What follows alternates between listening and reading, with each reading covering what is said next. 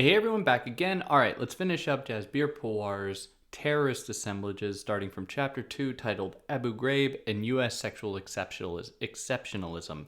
So if you're just tuning in to this, go check out part 1. That would make a lot more sense.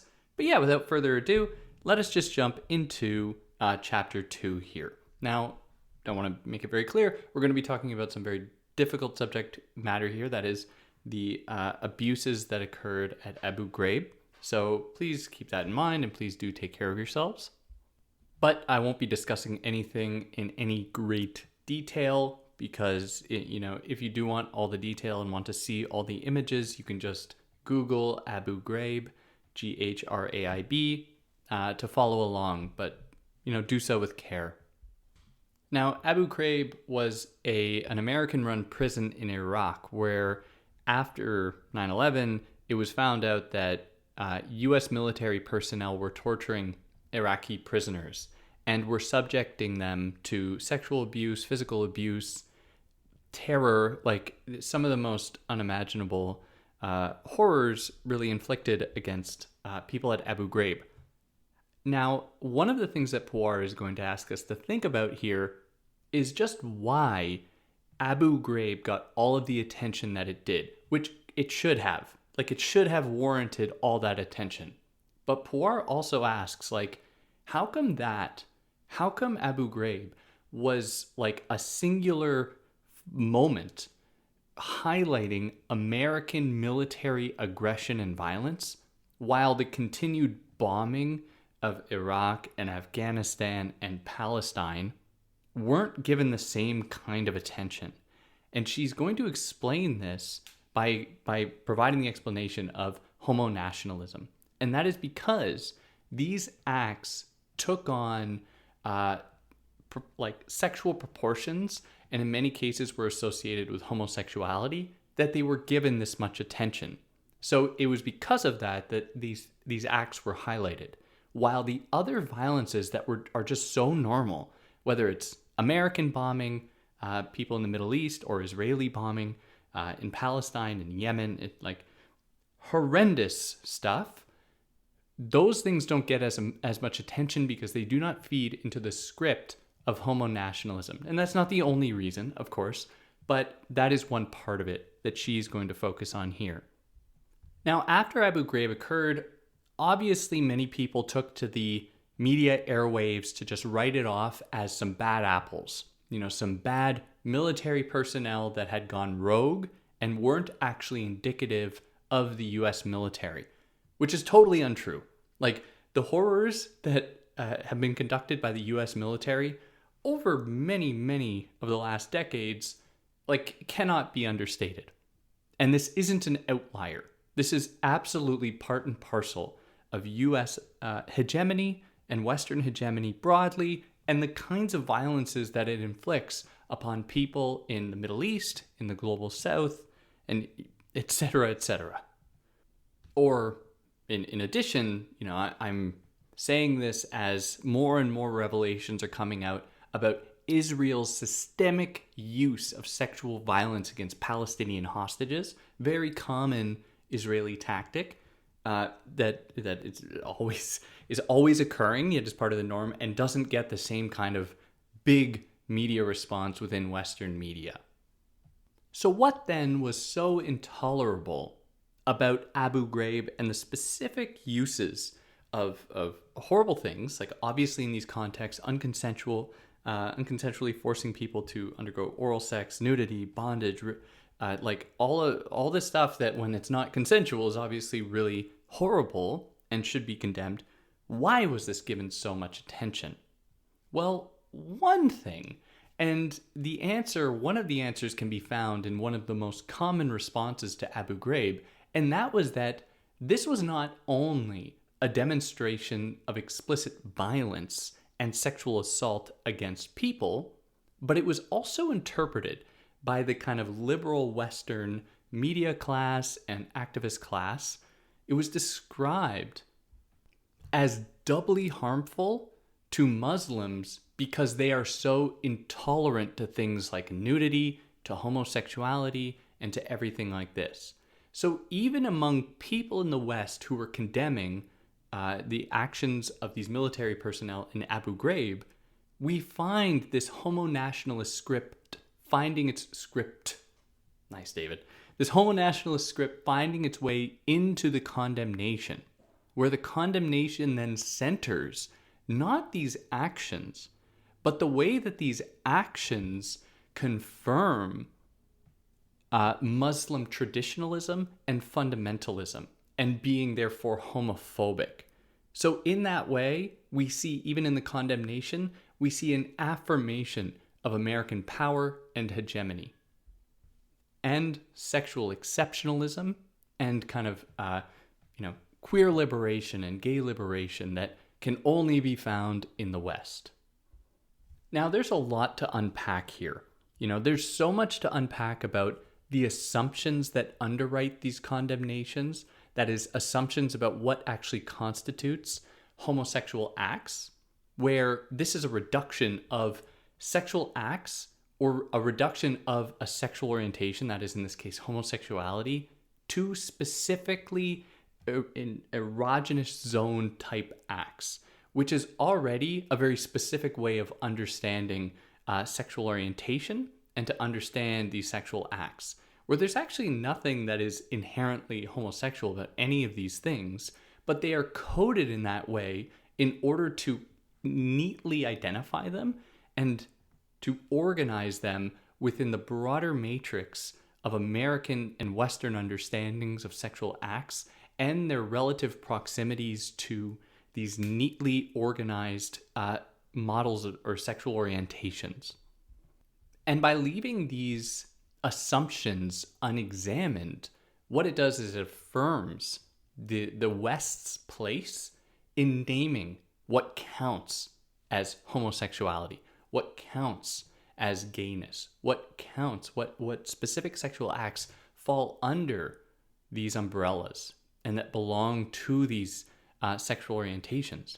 And in doing so, they are able to monopolize the rhetoric about what even gets to count as being queer. And in doing so, there's an erasure of the many different ways in which queer politics and queer life manifests commonly in different Middle Eastern countries, because it's not the same everywhere. Even within any country, there's going to be variations across regions, And it has queer politics in the Middle East. Obviously, it's incredibly complicated and it takes on many different forms in many different places. But that is totally erased when the West is the one monopolizing the conversation about how bad these acts are in that context that it perceives to be extremely homophobic, it perceives to be extremely traditionalist, and so on. And it also assumes, also assumes that the victims were straight, which, and in saying so, the point that I'm making and that Puar is making is not to downplay the horrors of these acts, but in condemning these acts for their homosexual nature, Western media are assuming that there's something just inherently wrong about homosexuality, and that these people who were victim to this were not homosexual. They weren't gay, and therefore it would be extra hurtful to them. Now, again, this isn't in any way to say that it somehow makes it better. It doesn't. It's about criticizing those ways in which homo-nationalist scripts come to understand global events and its own violences against people it perceives to be caught in the past or stuck in tradition, and so on. Now, to confirm the idea that this was not simply just some bad apples in the military, there's a whole film about this. I think it's Errol Morris. Is it Errol Morris? That's the thing to look up. Standard Operating Procedure. I believe it's Errol Morris. It's an extremely important documentary. It has its problems, but it does reveal the extent to which that these acts were not just some outliers. They are very much a part of American military's standard operating procedures. That's the name of the film. But also, the way that American military people were trained about the Middle East, they weren't taught the language or the cultures or anything like that. They were just taught essentially Orientalist scripts about what the Middle East would be like when they would be deployed there, one of the main texts that would actually inform military personnel was, it's called The Arab Mind by Patai, which was like back from the 70s, and it was just rife with Orientalist ideas about Arab people. I mean, the title, The Arab Mind, implies as though there's just one Arab mind. Like, they're just a homogenous mass without any kind of distinctions among them. Like, absolutely horrendous stuff. But it's in these ways that these issues are systemic. And it's not just, and it would be even wrong to just say that, oh, it's part of the military, US military standard operating procedures, when it's much bigger than that. You know, it encapsulates all Western institutions and their dispositions towards and actions towards people in the Middle East. Like, and it extends throughout the entire ideological framework that we're working in here in the West. Now, one of the other dimensions here was the revelation that many of the aggressors, many of the military personnel conducting these horrors, were women, which really flipped the script in some feminist narratives, some like liberal white feminist narratives about how white feminists are like, women are incapable of committing violence. And of course, it was revealed the way in which like women, white women especially, are culpable in these same homo-nationalist scripts and U.S. imperialism. We see the same kinds of things really prominently among Israeli feminists, where, you know, they often frame one of their biggest problems, or like the problem of patriarchy, is for them the problem of Palestine, where it is about the looming threat of Muslim men that Israeli feminists should be worried about. But of course, that absolutely lacks any kind of intersectional considerations in any form, and it just reinscribes these hegemonic narratives about Western progress and emancipation and liberalism against Muslim traditionalism and fundamentalism, which of course it's not true at all, but it fits into that script. So one of the things that really motivated these responses were the way in which that many of these victims were men, which was like, it was interesting to see how the Western media class responded so strongly to this, where it was men that are the victims, when U.S. military violence against women, specifically the prominence of sexual assault that and American military personnel inflict against women all across the world, doesn't garner the same kind of attention. And that is because, like, these acts were construed, they kind of flipped that immediate script of understanding what is normal in military aggression. And in doing so, by making these events hyper visible, and as they should have been. Again, I want to make this really clear. It's not as though this should have been ignored. It should have been given all of this same attention, just, you know, should have been analyzed differently and dealt with much differently. But it's interesting for Puar that the same kind of normalized violence that looks very similar, that is often enacted by men in the military against women wherever they're deployed, and this has been the case forever, you know, Vietnam, you know, Korea, like the kind of violences that American men have inflicted against women in these countries, it cannot be understated. But that didn't elicit the same response because it was still within the heterosexual norm that feeds into and that really relies upon homo-nationalist framings of where homosexuality is permissible. That is only in the enlightened West. And when it manifests in these other places, even when it is an example of U.S. military aggression, or, you know, U.S. men and women inflicting these kinds of harms, then it is seen as being intolerable and as a sign of, you know, the kind of excesses of Western liberation kind of spilling over into these places, which it finds to be intolerable. You know, it must reserve these like ideas about liberation for itself. And of course, sorry I'm being so repetitive here, this is in no way to justify it at all, but to contextualize it within these ideological frameworks. And one of the immediate explanations for the way that US media and Western media doesn't focus on the systemic nature of US military men's aggressions against women in places that they're deployed, or Israeli men's violences against Palestinian hostages, one of the reasons that the media do not focus on that is because it will then conflict with the script that these military people are actually saving these women from their evil patriarchal male counterparts in those places, where it will be revealed that it is actually the Americans and the Israelis that are the biggest culprits of gender-based violence. And it can't be pinned on Muslim men. The Gayatri Spivak formula or idea that it's that guides the kind of Western feminist imaginary in its approach to the global South and the Middle East is to say oh, we are saving brown women from brown men. That doesn't work if Western media actually reported on just the preponderance and how frequent Western violence against women is in these settings. Now, one of the other things to consider here that she lends a little bit of attention to, or gives a little bit of attention to, and that she'll just kind of expand upon later in the book, is the role of networked information and communication, which I gotta admit, and I think Puar is totally aware of, is a certain part of this book that feels like not fully developed. Because there's a point in one of the later chapters where she just comes out and says, where she's like, yeah, it might not be totally clear why this connects.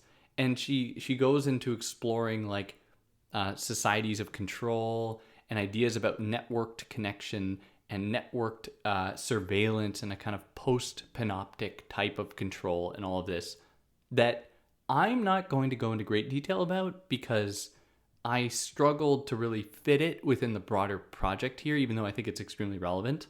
But with that being said, she says that one of the other things about Abu Ghraib and all the revelations about Abu Ghraib was just the speed and intensity that these images circulated through Western cyberspace, where other images and revelations about war crimes weren't given the same kind of attention. And I mean, we've already explored a number of reasons why. But the final thing that she says to provide some kind of an explanation was that for her, these images, among other things, they are evidence for her of how much power we can actually and stunningly command over others. And so in this way, she says that it was even in the condemnation here, there was a sort of tacit or secret or indirect way to confirm and to validate American hegemony as being very effective. So then we'd get cases of Dershowitz, that guy, the Israeli Dershowitz saying that torture is justified in cases where it will save people. But there's a very sneaky thing being implied there, and that is that, okay, in cases, you're assuming that it's only happening in cases where it saves people, which is already, let's put that aside. And, that question, because obviously doesn't make it permissible either. Torture should never be permissible. But that is totally ignoring the vast majority of cases where the U.S. has conducted torture operations against people that have yielded nothing. They haven't saved anyone, they haven't done anything, and they've just ended up torturing people. And that's, again, this is assuming that there's anything morally considerable about torture, which there isn't. But even from that angle, it's unbelievable. So there would be these people that came out in response to Abu Ghraib, not necessarily Dershowitz. I don't know the timing of his views on that. But some people would come out, and it opened up a kind of conversation about the role of torture. And essentially what was being said was yeah, the U.S. can do whatever it wants to anybody. It can inflict whatever violence it wants against anyone, and it is justified in doing so to maintain its power, which is haunting. And then there was a film about it, Zero Dark 30, about the mission to capture Osama bin Laden. I think that was the plot. I had to stop the film pretty close in, just a few minutes in, because it begins with just torturing.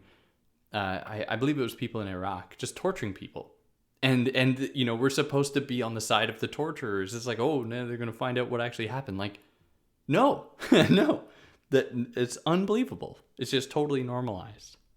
And yeah, that puts us here into chapter 3, intimate control, infinite detention, which is extremely relevant right now because as I'm recording this, Mahmoud Khalil still sits in ICE detention, for protesting the US government. This is the state of the free, the quote unquote free world. Indeed, this has always been the state of the free world. It's never actually been free. That is, if you were Palestinian, if you were fighting for Palestinian rights, you've always been denied the kind of freedom that was apparently guaranteed in this setting. But as I'm recording this, Mahmoud Khalil is still sitting in ICE detention as his firstborn is soon to be born. His first child is soon to be born, which is it's just so horrendous. But yeah, we'll get into that. That's not how she starts talking about the chapter. She's not talking about Mahmoud here, of course, because this is 20 years ago. But, we're going to talk about the role of detention, like in Guantanamo, for example. Guantanamo, that's just in Cuba. It's just like a section of Cuba that's just owned by the US, and it's just like a black site where people just go and disappear. Those conspiracy theorists like the Alex Joneses of the world who've always been spooked about what the government might do to white people next, what has always been happening to people of color in the US. It's just amazing. It's just amazing to see how right conspiracy theorists are, but not about who they think the victims are. It's very funny. But she starts out this chapter a little differently. That is, she talks about the way in 2003, this is what it was called, consensual adult sodomy was made legal, referring to anal sex. It was made legal in the US. Made legal. In other words, legalized, David. Legalized in the US, made legal. And this was in response to the Lawrence Garner case, Lawrence/Garner, where it was a case in which two men were caught by police within Lawrence's home, were arrested by police for having consensual sex. And this spurred a whole conversation about the importance of gay people to be able to have whatever kind of intimate connections they want, so long as it happens consensually. But what really happened? This happened in the late 90s, and what happened was there was another man present who was apparently jealous about Lawrence and Garner being romantic together, and so this guy called the cops and said that Garner, who's a black man, called the cops and said this man has gone out of control and he has a gun and the cops should show up. And so the cops showed up and they then arrested these two men. Now, that is a very important detail here. That is, of Garner being a black man. And of course that informs the swift police response. It informs the hostility with which these two men were treated by the police. And it informs the overall erasure of this element of Garner being a black man in the subsequent responses to this case.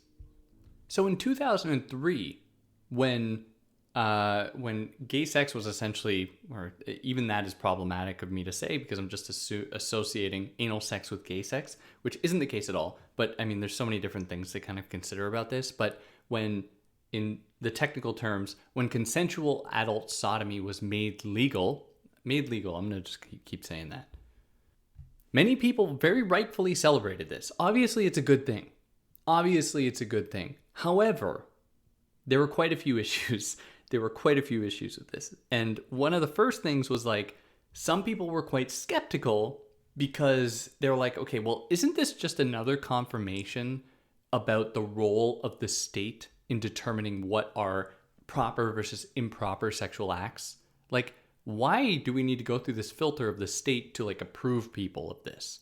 We can celebrate the victory, but we should still be very wary about the procedure by which we've arrived at this kind of victory here. But there's a lot more to consider. And one of the other things to consider is the way in which the legalization centered the role of privacy, where the case was actually not about people's rights in the way that they are able to engage sexually with one another. It was about people's rights to engage sexually with one another in private.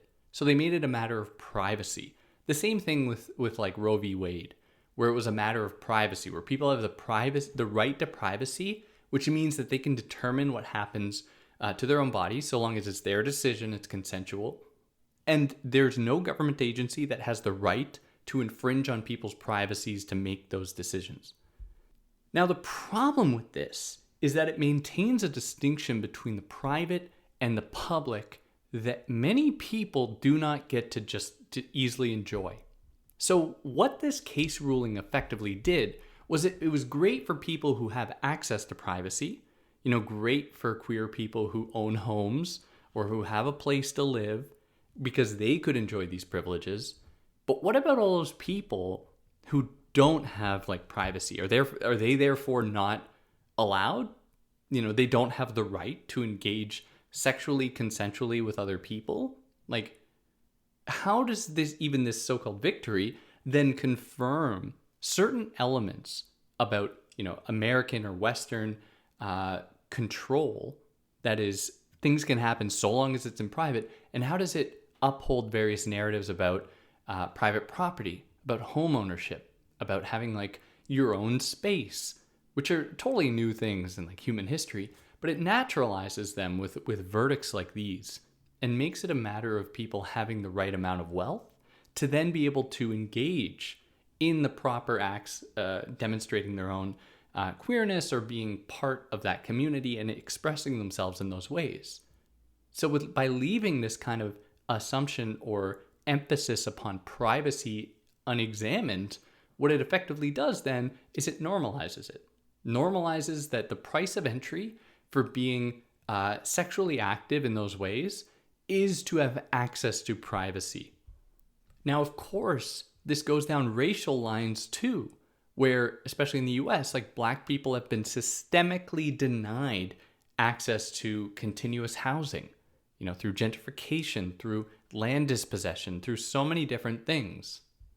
Or in the case of immigrants who don't, even if they do own a home or have a place to live, that's like their own place of privacy, or I should say house, own place of privacy, shelter, whatever, like that, for those people, the distinction between privacy and public life is not nearly as solid as it is for white Americans. That is because any day ICE might come banging on their door and they just have these like permits they could just enter. They get the proper warrants for it, but they could do it quite easily, where this divide between private and public is not nearly as sacred or firm as it is for the white queer liberal counterpart. And to take a step back, like to look at what the status of these laws were across the US, at the time there were approximately 10 states that had anti-sodomy laws. 4 states, that is, and Texas was included where this case took place, Texas was included. In 4 of those states, these laws were reserved for gay people. So what that was essentially implying with these anti-sodomy laws was that anal sex is something that's just reserved for gay people, and that makes it therefore impermissible. And what this did in the American imaginary is to establish the lines of acceptability for what counts as various identity markers, where in order to belong to this community, it means you're engaging in sex in this way, and therefore you're recognized by the state as occupying that kind of identity. Now, in the repealment of these laws, or making sodomy legal, what it then did was ostensibly opened up these people to be able to engage however they wanted, but it left intact the assumptions about what constitutes sexual orientation, and how there would then be like consecrated the firm connection between sexual acts and sexual orientation, which of course, and it's a much longer conversation to have about what is the connection really between sexual acts and sexual orientation, because a lot of this is just assumed, where there's like nothing actually that connects one sexuality with sexual acts that they do, Rather, these things are coded in a kind of regime of power and acting in the world, and that guide acceptable actions and discourses in accordance with specific identities. I inflected my voice differently there because I thought I had more to say, but I kind of lost my mind a little bit. But in opening up sodomy laws and making them legal, it, instead of exercising power against various sexual orientations through a kind of overt prohibition, it finds new ways to control these kinds of sexualities through a kind of Foucauldian submission to norms. And in doing so, it is as though these sexualities will just regulate themselves once they've been opened up to the market of normalization. And in that way, power can work so much more effectively because it is concealed. It appears as though there's no power operating at all. This is a key idea from Foucault in the way that power has transformed from what he calls sovereign power to disciplinary power, where power is no longer really someone like dictating, this is what you can or can't do. Instead, power works by people looking at themselves and asking themselves when they do something or want to do something, they ask themselves questions like, is this normal? Am I doing what someone else would do? Is this normal? But that depends upon you having internalized what a norm is. But norms are never so easily, accessible. Norms are something that come through years and generations and millennia, really, of time across for like a culture and really across generations. And it's really a new thing that norms are things that have now been like institutionalized and are baked in to institutional life. And it is by internalizing these norms that people don't need to be monitored and controlled by specific authority figures. Instead, they will monitor and control themselves. And many of the same criticisms can be leveled against like the legalization of gay marriage in the mid-2010s in the US and in other places where as great as that is, and like the thing is, obviously that's great, what that effectively does is it places a kind of hidden limit on what gay relationships might look like. Because gay marriage it still assumes a number of things, that your gayness has to be recognized in the eyes of the state to be legitimate. It has to be monogamous, just with one person, can't be anyone else. It has to follow like a number of different normative scripts. Like you have to have the right kind of like monetary wealth to actually go through the process of marriage, to be properly recognized and do all of the kind of, traditional elements of it in order to be properly recognized. So while it is something to celebrate, indeed it is, it should not be the last point or like, the idea is that therefore the conversation should stop. That is like, okay, good thing. But is that really as far as it should go? As far as like, the ideas about ending homophobia? Does it end there? Like, obviously not. So to return to the Lawrence Garner case, she says that the benefits of it and gay marriage initiatives disaggregate strata of racial privilege and racial disenfranchisement at the same time that legalization proffers a much coveted return to American citizenry that was lost with the taking on of a non-normative sexual identity. So whereas gay couplings are perceived within the American imagination as being morally wrong, by entering these relations into these normative scripts of gay marriage or these privacy understandings of how gay sexual acts can occur, what it effectively does is it just turns these non-normative acts into normative ones.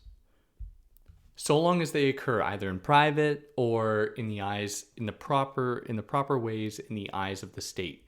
And this is really just homonormativity, that homosexual acts and homosexuality has to abide by certain normative streams, certain normative acts in order to be accepted in these contexts. All the while, the US and other Western countries can be like, oh wow, look at how progressive we are. Look at how progressive we are in terms of our approaches to gay people. And in doing so, there's this continued reminder that gay people and relations that are construed as being gay are always already outside of the norm, because it's a matter of like conferring that privilege upon those people to be able to have their own rights as people, to do whatever they want with their bodies, to do what they want for themselves and their communities. But of course, by framing it this way, it just normalizes this idea that they are always outside of that norm. Because another element here was the way in which, by subjecting these relations to private places, it subjects the public to, I think I said private places, it subjects the public then to even more scrutiny and surveillance to watch and monitor for any breaches of the norm. Because now there's this like precedent to be like, we know where like these acts are okay as long as they occur here, here, and here. Anywhere else, then they can then be subject to even more stringent and intense resistance and responses. And this shows as well just the way in which anti-sodomy laws have been as much or almost as much about race, gender, class, ethnicity, and immigration status as it has been about sexual orientation and gay rights. Where she cites a case of like in the U.S. in California, how there were these like how the police would conduct vagrancy sweeps that scoured for, in their words, Oriental depravity and Hindu sodomites, elements that endangered the state as well as national masculinity. And this has been the case, like, even forever. Like, I mean, all the way back to Stonewall, where it was, the police raiding various, not just Stonewall, but raiding bathhouses and raiding places where gay people would come together and have sex and other things. This just shows the extent to which that these responses to sodomy, in these terms, are incredibly raced and gendered in ways that, it make it not just purely about sexual orientation. So ultimately, the Lawrence Garner case could be celebrated for extending equality to privileged gay folks while intensifying policing of those without such privileges, people without access to privacy. And, there's so many, we could also think about incarcerated people, people in those settings who are denied, access to privacy, and how these laws might affect them in those ways. So many different ways to look at this. And all the while, the courts and others patted themselves on the back for having moved the needle forward on gay rights. And in the ruling, the judge was pretty much like, yeah, it kind of makes sense for us to make this choice because this is Western civilization. We should be celebrating these things. And in doing so, it just confirms and harkens back to this, these Orientalist scripts and ideas about Western supremacy and enlightenment against those other parts of the world that are stuck in tradition or caught in the past, some traditional Orientalist scripts. And we saw the same thing go on in the post 9/11 period when there was an intensification of deportations used against Muslim men, mostly Muslim people in general, where after 9/11, in the days after and weeks after 9/11, approximately 1,200 Muslims and Arabs were just deported.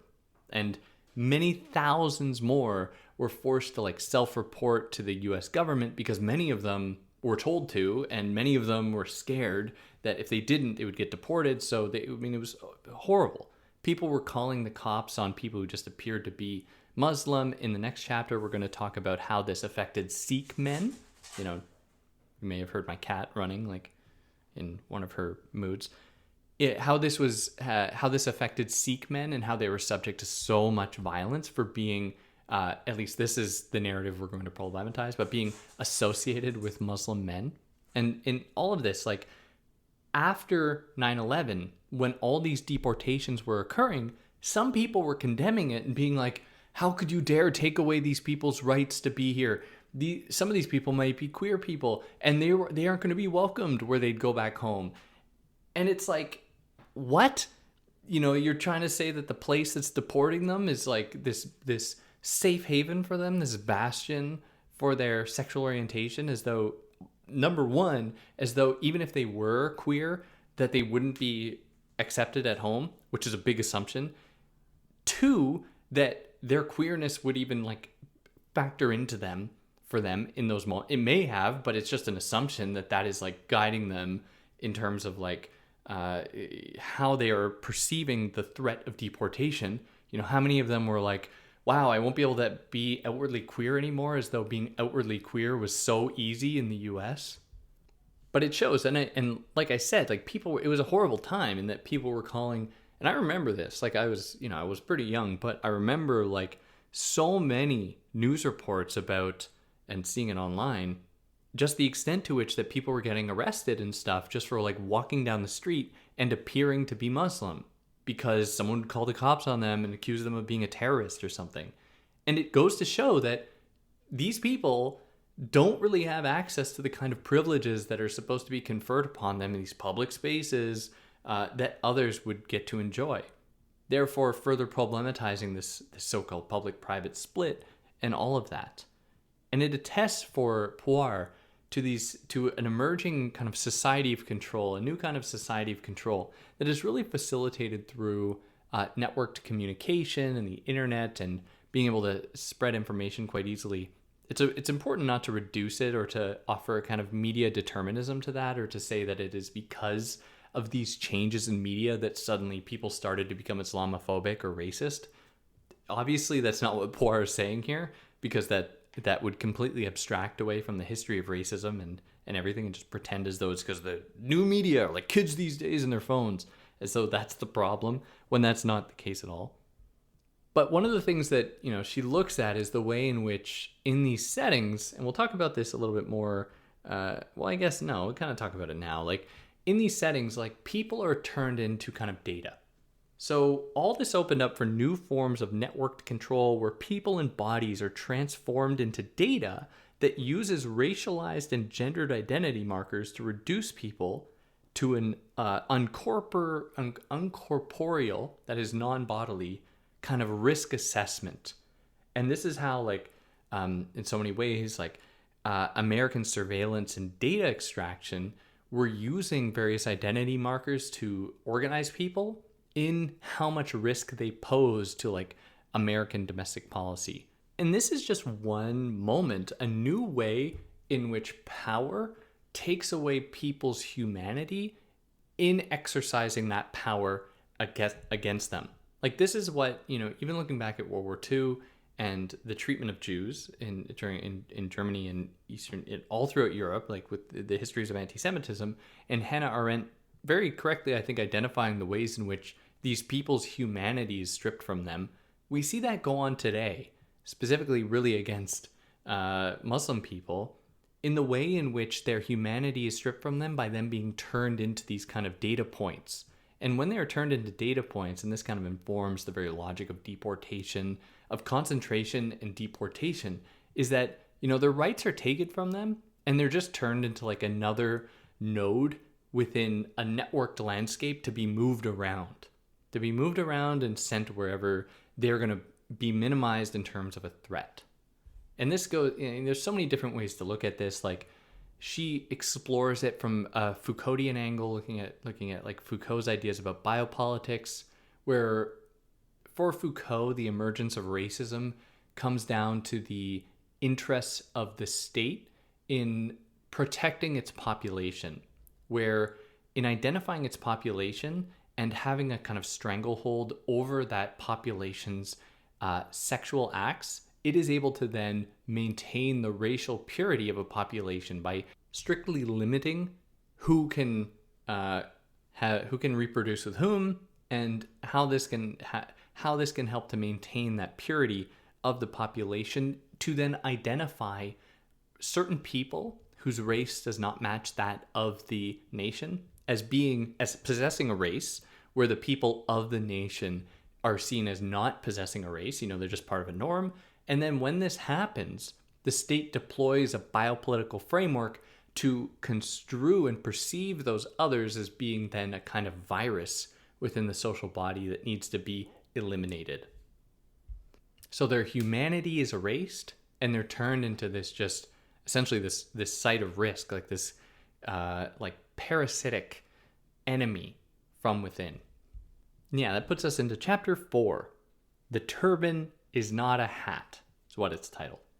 Now, after 9/11, Sikh and Muslim groups began to try and raise awareness of the turban's cultural complexities. Like, obviously, it doesn't mean everything everywhere. So I'm referring to it as if I'm pronouncing it right, as POG. So PAGH is the other term for turban.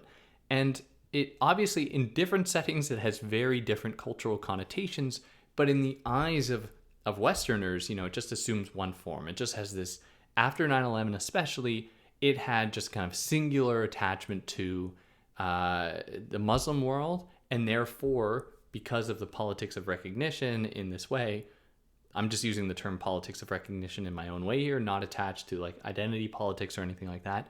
But the politics of recognition then make it so that the Western paranoid subject views the turban and associates it, by recognizing it in this way, associates it with terrorism. And this is what Sarah Ahmed calls the kind of sticky associations here. How certain objects don't have a singular identity, but instead become associated with other identity markers that can fit the purposes of the hegemonic status quo, can fit the interests of the state, can fit the interests of anything else by associating certain objects and people with certain things. But yeah, after 9/11, there was a slew of hate crimes inflicted against Sikh men, mostly because they were coded as being Muslim and therefore assumed to be terrorists by Western racists. And this spurred, like, very legitimately, like, these efforts to try and separate the turban from that association.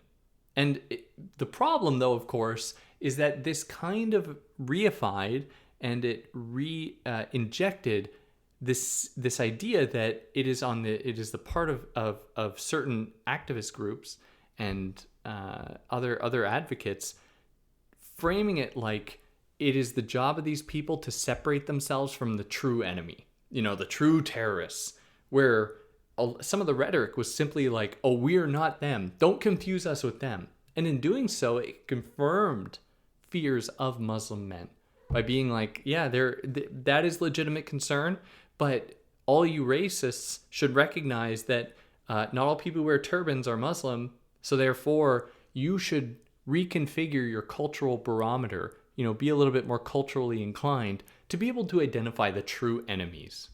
And so a bunch of initiatives took foot, like to train Border Patrol people about the cultural significance of the turban for Sikh people, and how, like, at the border, you should never ask someone who's wearing a turban to take it off because, well, number one, that's actually an annoying thing to have to do because it's hard to put it back on. But it's just, like, extremely culturally insensitive because it's just a part of their, for some people, like, very much a part of their identity. And so it was, like, about training Border Patrol people, which of course didn't really question whether or not we should have Border Patrol people. Was also about training, like, workplaces and workplace cultural sensitivity and competence and all that kind of stuff. Now, Puar takes issue with these initiatives, obviously. But one of the things that she takes issue with, one of the first things, is that it assumes that the person listening is this white liberal subject that will just perceive and hear this information and be like, oh yes, of course, how could I possibly have confused these people? I won't make that mistake again. I am so enlightened and smart, I know how to tell the difference. Which, of course, doesn't happen. But even if it did, it still keeps intact this belief that there is a proper enemy, like I mentioned before. It also, like for Puar, it makes it a matter of that differences within differences matter. Like differences among or between, like, Sikh people and Muslim people. And this kind of matters. And it's like part of, like, being a good liberal is acknowledging these differences and being properly culturally sensitive. But in doing so, it is revealed as well, or like what is kind of replicated here is an homogenization of Sikh people and Muslims, and ignoring all of the complexities found within either of those identities, how they are not these kind of broad, singular, homogenous identities, but are incredibly complicated, have many different variations and belief systems and everything like that. but it's part of that liberal effort to try and like pat oneself on the back, like, oh, I'm, properly culturally competent. I've understood the very bare minimum here, and I've effectively homogenized all these people, but at least I'm recognizing something other than just the homogeneous mass of the other. I've now clumped them into two broad categories, in this case, Sikh men and Muslim men. So this produced, some other interesting things happened where she reflects on the ways in which she was working with some of these groups and working with like South Asian queer communities and stuff after 9/11. And she observes that many queer people in those settings started to like find ways to brand themselves as being different from queers in other settings because they didn't want to be associated with the way that, the Muslim terrorist subject, as we talked about in the last episode, is associated with a kind of queerness. And so there were these efforts to distinguish some groups to distinguish themselves and people to distinguish themselves from those bad queer subjects, the terrorist queer, for example, as a person that is, according to doctrine here, queer doctrine is a queer figure. But the turban in this setting, it doesn't take on a kind of singular identity where it's like, it's similar to the way that the veil or the hijab or niqab or anything is perceived by the white liberal subject in a lot of cases. It's seen as a kind of sign of patriarchal authority over women, and so many other things. But like in this case with the pug, like it is at once both a sign, especially with Sikh men, and like I think that there's a lot more to be said here about Sikh masculinities and stuff because, and granted, this isn't something I know very much about at all, so I want to approach it with a great amount of care. But what she says is that within these heteronormative frames, the turbaned man is the warrior leader of the community, and also the violent patriarch, and at the same time, they are construed as the long-haired feminized sissy, a figure of failed masculinity in contrast to white hegemonic masculinities.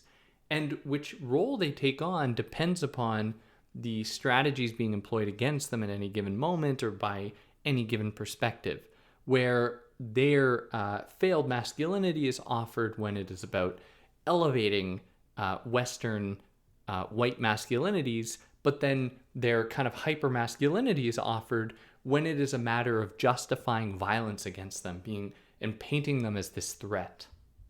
And this is another really important thing that Sarah Ahmed writes about just so well in like the cultural politics of emotion and the way in which certain people take on certain identities depending on their usefulness, the identity's usefulness, where on the one hand, like the US, even for itself, will, try to brand itself as the world's superpower, super intense, strong, powerful, exercising power everywhere. But then a minute later, it's described as being hyper fragile and delicate, and a few immigrants coming in are going to destabilize it. And in these ways, we find that actually there isn't a kind of singular American identity here, but instead different ones depending on the kinds of relations we're talking about, the people who are talking about it, and how it is actually being used. These identities are being used to either justify American aggression abroad or intensified American defense at home. Which is like, this is probably a bad place to do this because it's right at the end, or close to the end. But this really comes down to what she means by terrorist assemblages, where by assemblage, what she's trying to do is she's on the one hand, she's trying to oppose identity politics, where identity politics is just like, oh, well, you have this one identity and this is what you are. You are a black person, for example, and therefore this is like your identity. And then intersectionality steps in and says, no, actually people are comprised of many identity markers. People are comprised of many different kinds of identities that experience the world differently and that produce a totally different experience than just any of those identities on their own. Okay? But then Puar, by using the term assemblage, is offering something different, where she says that both of those cases, that is intersectionality and identity politics, still kind of hold on to the idea, they both hold on to the idea that there are these organizable and recognizable identity categories, where for identity politics, that's all people are. But with intersectionality, it's like you are a combination of these identity categories. And Puar's like, but none of those identity categories really exist. And it really depends in so many different cases on how these terms are being deployed, how they have different sticky attachments to different things, how they are effectively kind of imparted and inputted upon the body, how they are like ingrained within a socio-historical, cultural, ethnic histories and everything like this, how all these things work together to problematize the idea that there is a single kind of identity. So like in the case of the terrorist, they are both like they are depicted as like being this hyper traditional figure, but also extremely queer in a lot of cases, attesting to the fact that there isn't like these ideas about identity just they aren't really consistent. Therefore, she emphasizes assemblage, because assemblage refers to people as being compiled of all these parts that aren't like as strict as identities. Instead, they might take on different forms. They might mutate and shape. Some might come away at sometimes. More extra ones might get put on. And in order to really explain this, I mean, she gets into her dedication to Deleuze and Guattari, and Deleuze and Guattari's protege, Brian Masumi. She gets into all that stuff that I kind of didn't want to get into because it's tricky to explain. But in any case, that's what she's referring to here as assemblages. But we really see it on full display here in the kind of ambivalent way that Sikh men were approached in this post 9/11 period as being both not a risk at all, as being like kind of these feminized figures, but also this hyper risk, being these hyper masculine, threatening, associated with Muslim people, then therefore associated with terrorists. Like all these things going on at once problematize that there is a single kind of Sikh identity. And then like in comparison to the veil, the veil, or the hijab and the niqab or anything like that, it spurred a lot of responses from white feminists being like, oh, it's a sign of oppression. These women should be freed from the oppression of their veils. But the same doesn't extend to, men who wear the pak, for example. It doesn't extend to them. So simplistic Western views of the clothing and cultural insignia of other cultures operates to homogenize those markers and those people. Sikh men wearing a turban were then often coded within a white cis hetero paradigm as men, and therefore as not queer. Where in her words, regulatory queerness denotes queer turbaned Sikh, male or female, as improbable, if not impossible subjects. And that is because the very sign of the turban is a sign of a certain tradition, which isn't necessarily the case because it could mean many different kinds of tradition. But in the eyes of the white queer liberal subject, she identifies that there was this implicit assumption that somebody who is wearing a turban is therefore not queer. As you probably hear my cat screaming. Is therefore not queer because they are still bound up with their tradition that is not Western, therefore couldn't possibly be open to the liberation of queerness. And again, this isn't something I know a whole lot about. And the distinction within India from a colonial perspective between the perceptions of Sikh men versus Hindu men, and especially Hindu men who are often coded as being hyper feminine, in the way that many Indian men have relationships with one another and how they interact with each other in public, that for many Western subjects is not, it's not permissible.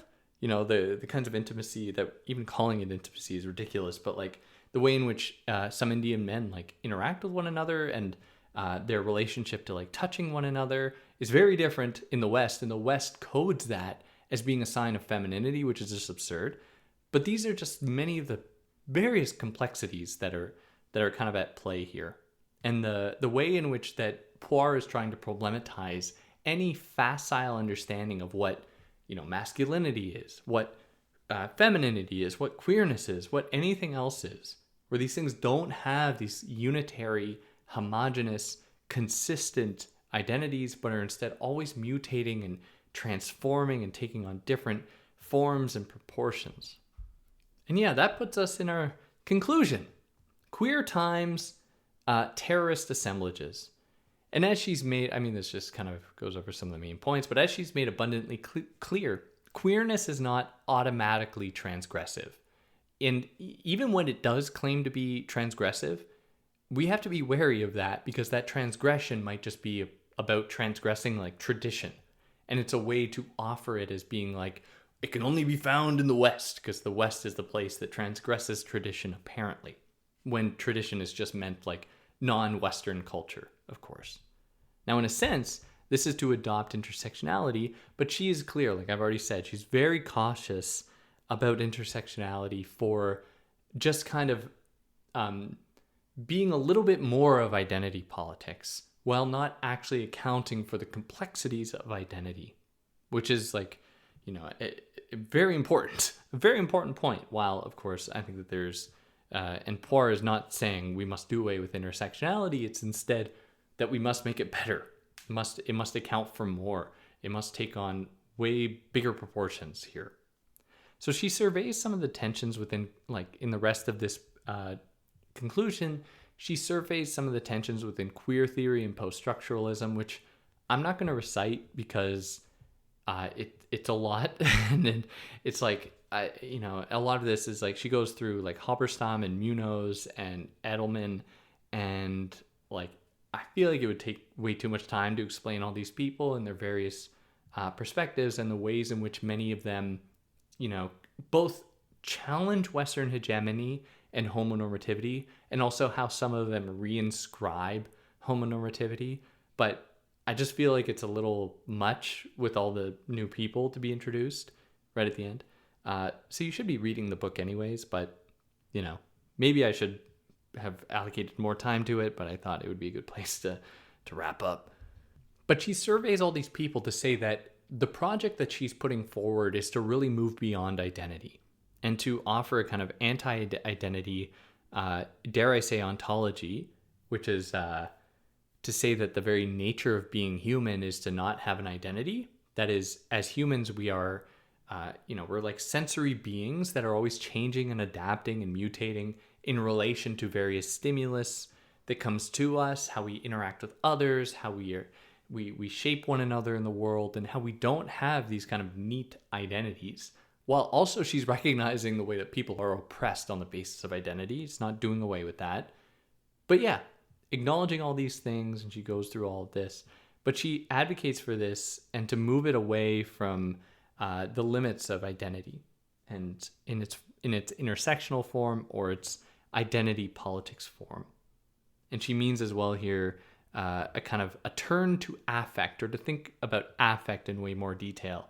And she cites like Spekovich and others who very importantly add to this conversation to oppose intersectional identities with assemblages that emphasize affect and feeling and maneuvers and lines of flight and possibilities and all that stuff.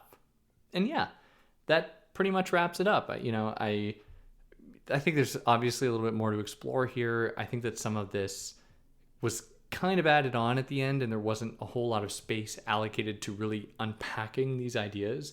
But in any case, I think it's extremely important. But yeah, let me know if there's anything I really should have mentioned, and you can put it in the comments and I can pin it and everyone can see how genius you are. If there's anything I got wrong, I'd love to hear about it. And yeah, I hope you're all doing well. If you like what I did, you can like, share, subscribe, and see new stuff I release every couple of weeks. And yeah, we're going to keep that knowledge train going. I have no intention of stopping. I don't think. Unless I get really tired and I can't do it. But we will power through and truck on. And yeah, stay tuned. I got some interesting interviews coming up that I'm sure will be very illuminating. But yeah, till then, take care, everyone.